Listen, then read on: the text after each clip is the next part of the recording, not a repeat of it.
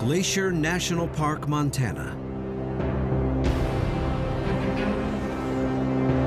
Big changes are here.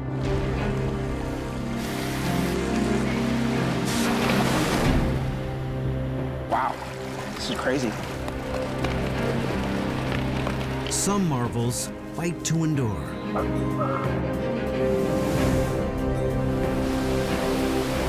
As fresh wonders are revealed.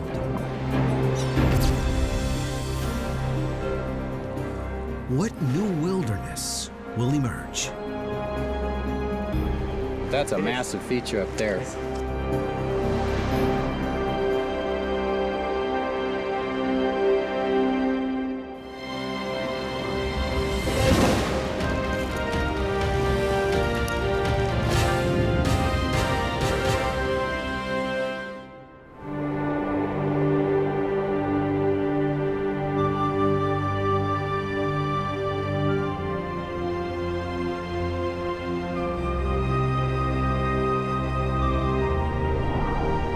Glacier National Park.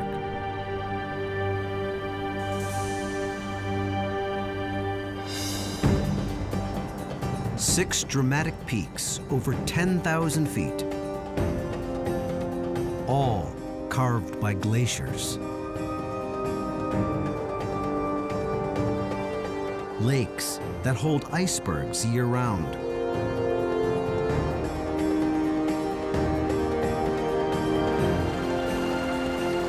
Countless waterfalls, fed by melting snow and ice. To see it, act fast. The Earth is warming at an alarming pace. The great ice masses that shape and support this ecosystem will soon be gone. Many things will never be the same. Plants, fish, mammals. Two big questions. How quickly will it change? And what defiant new wilderness will remain?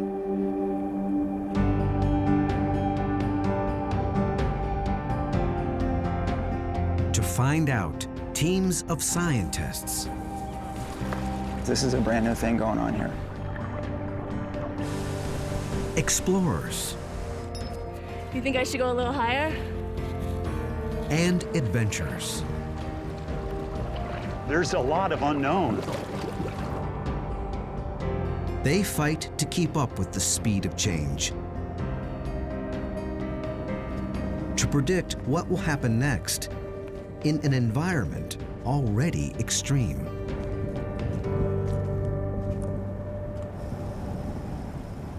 We've had one record of 166 miles an hour before the instrumentation blew away. We've recorded 100-mile-an-hour winds for 13 hours straight.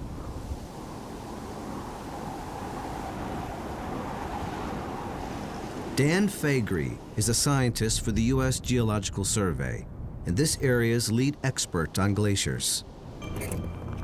The right man to lead a key investigation.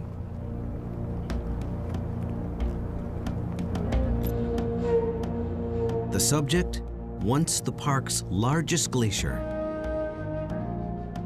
Its name, Blackfoot. 2 years ago, it looked something like this. Then,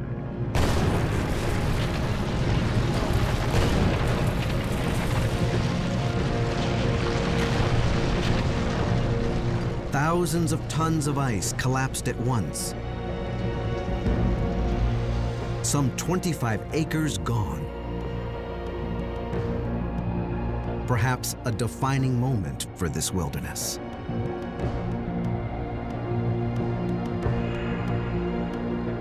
Only Dan can say for sure.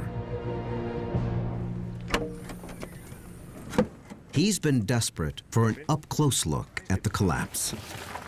Let me get that one out. We need to get in and see what's happening to this glacier. It's just now coming out from under the snow. We want to do some mapping and look at this because it's a pretty dramatic feature. Yep. Okay, you all set? Yep.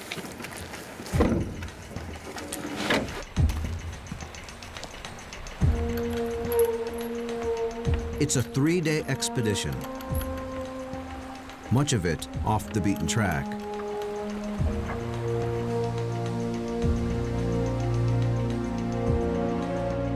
What they find will help Dan estimate how long before all the park's glaciers are gone for good. The rate at which we've seen glaciers melting here is already quite dramatic, but when they're occurring in these large events like this, it means that the pace is quickened. The success of this mission is still uncertain. Weather has stopped them before. Rain, lightning, fog, snow. All a gamble. Most of the year, Glacier looks like this.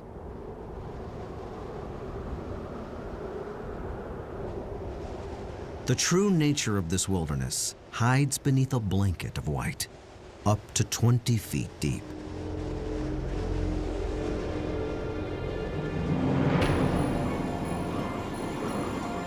Then everything changes.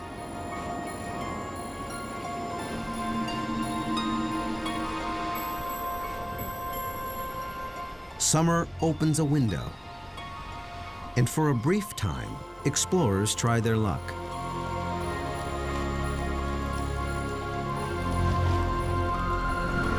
For tourists, the Going to the Sun Road opens clear through. The only road that cuts through the heart of this million-acre wilderness.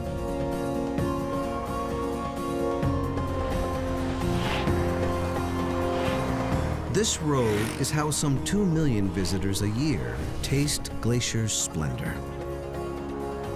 As they travel 50 miles from one side of the park to the other. But beyond the blacktop, safe passage in this region is less certain.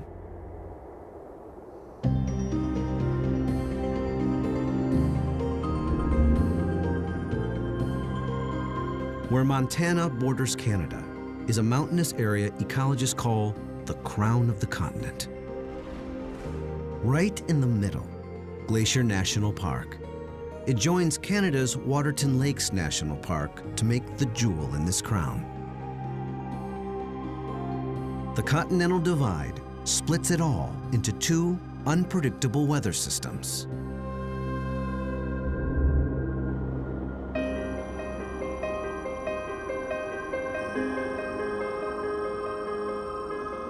The mountainous western half is wetter, getting its weather from the Pacific Ocean. The eastern half is drier and adjoins the vast plains of the Midwest.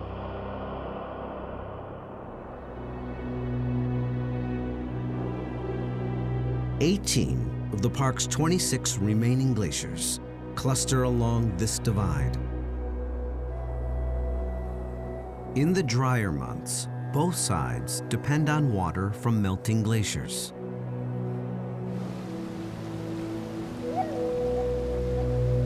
But for how much longer?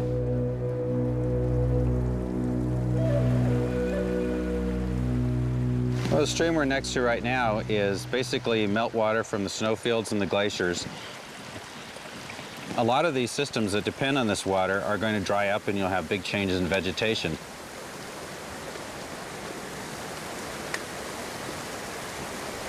At more than 50 sites throughout the park, scientists monitor the habitat, biology, and chemistry of streams and waterways like this, with some startling results. It's a circulatory system, and National Parks ecologist Billy Schweiger is the man with his finger on the pulse. It's essentially a collection of vital signs of the health, the the ecological integrity of the streams.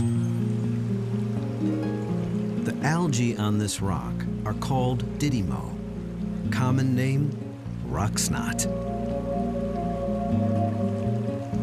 It's natural for some of it to be here. But last week, Billy encountered didymo unlike anything he had ever seen.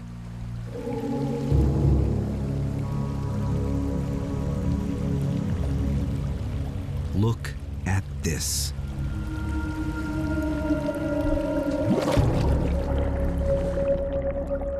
You know, we stumbled upon this the other day, and it's just like, wow, this is crazy. You know, why is this happening? A thick carpet of rock snot covers an area some 100 yards square.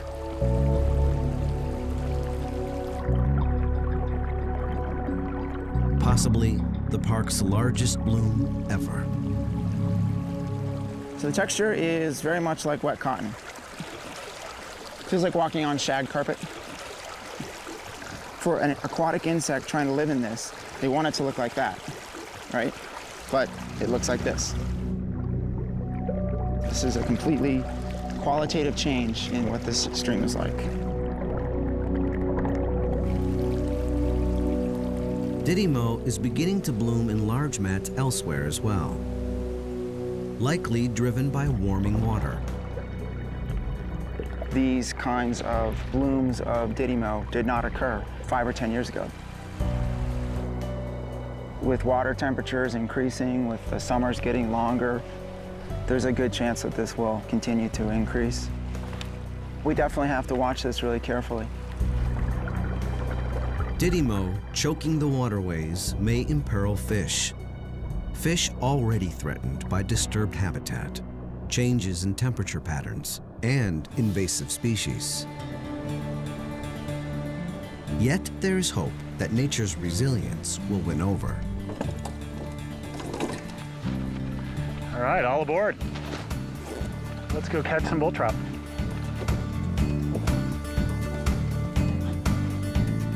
Clint Mofield is on a 3-day expedition to the park's remote north. What he finds may give new hope to populations threatened by climate change. Well, what's so exciting is that this population might have a better chance of persisting over time in the face of a warming climate.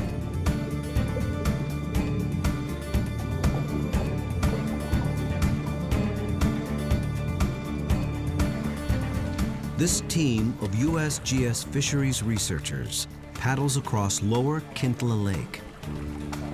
Below them, the type of biological change common throughout Glacier National Park.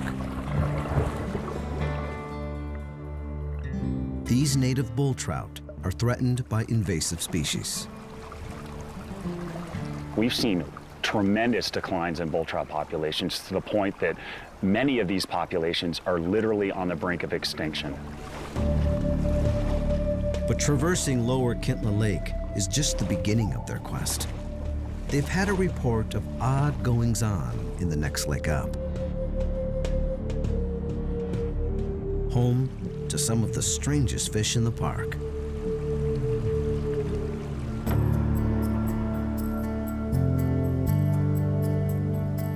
Clint and his USGS crew hike upstream, deeper into the backcountry, to upper Kintla Lake.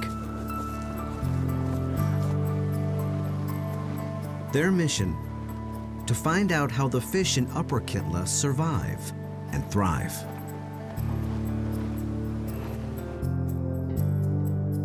Upper and lower are 2 lakes separated by large waterfalls.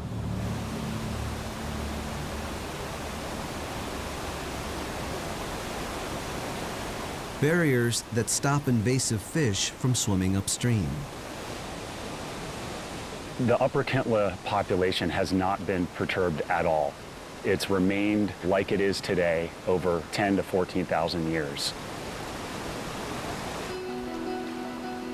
In isolation, upper Kintla's fish seem to have adopted the strangest habits.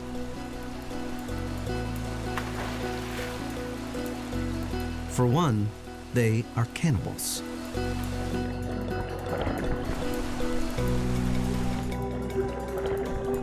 Big bull trout eat small bull trout. It's obviously working for the population. They've done it for thousands of years, so this is something that's been sorted out over, geologic time.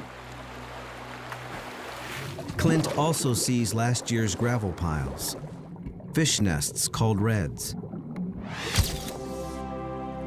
Only not where he expected them.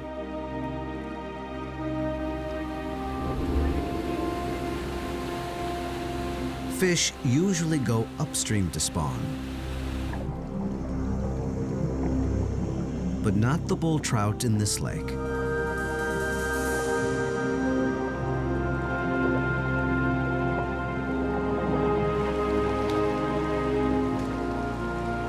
They capture young Juvenile bull trout. Excellent. Good job. and confirm that these fish use the lake outlet for spawning and rearing. Nice. No one knows for sure why these fish swim downstream to spawn. Oh, there's one. But it's an adaptation that may serve them well when melting glaciers stop feeding the inlets. Under a warming climate, we expect the inlet streams to warm up. And they might not be suitable when the bull trout need to spawn. The outlet stream, it's always going to be supplied with water, and that creates some really good habitat. There's hope that that bull trout population in Upper Kintla Lake will persist.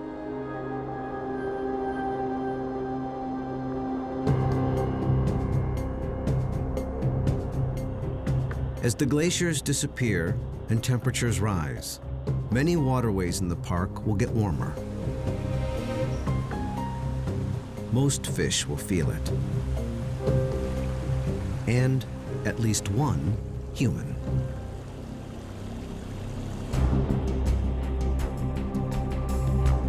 While most adventurers in Glacier National Park tackle peaks and ridges, Mark Enkenbauer combs the backcountry for lakes.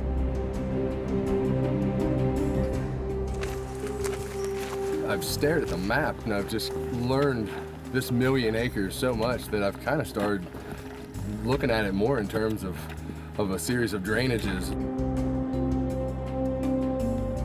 You know, a lot of people think of it as a park of peaks.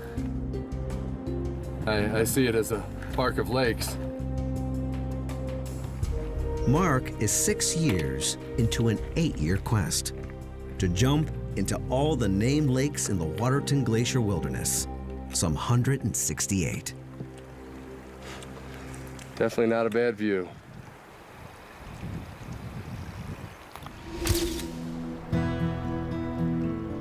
I've done 116 lakes up till now. Often these lakes sit off the beaten track. Average maximum temperature, rarely above 50 degrees. Some hold icebergs. This project's made me very attached to the park. It's kind of started off as being just a personal endeavor. It's definitely evolved into almost kind of a celebration of life for me.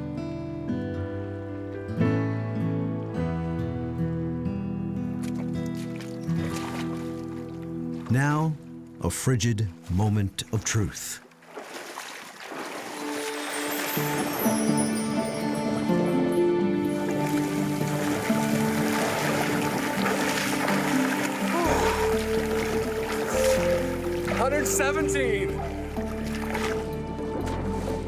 Mark has turned his endeavor into a charity event, raising money and awareness for children with cancer.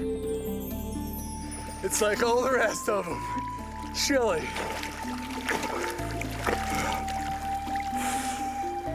But wonderful.